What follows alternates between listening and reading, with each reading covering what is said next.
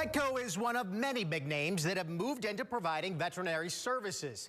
It's a name the owners of Bella trusted to treat their dog. My wife and I are supposed to be going through therapy because this was a lot on us.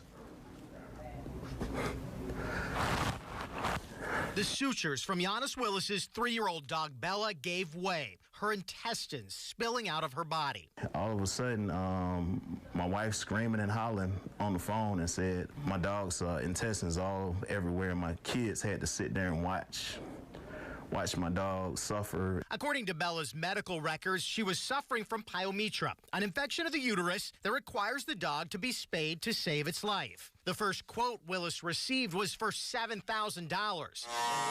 But his barber shop is right next to Petco, and their in-house Vetco department was only $1,400 for the surgery. I thought I trusted Petco. Petco is one of several big businesses now in the vet business, along with Walmart and even the Mars Corporation, the candy people. Willis's wife is a nurse who noticed the sutures did not look right. The staples were coming loose, so they took the dog back, and Petco charged them another $500 to fix the wound. It was after the dog was back home from that procedure the tragic injury occurred. They said you got 5 minutes to decide what you're going to do, and that was the hardest decision I ever had to make. I would say for it to progress to that point where, especially after the second visit, where things are falling out of the dog, something was done wrong. Dr. Morgan says the dog should have had 3 layers of sutures. Morgan looked at Bella's medical records and says while Pyometra surgeries are more complicated than a traditional spay, they have a 98% survival rate. I'm a general practitioner. I practiced for 36 years, and I did hundreds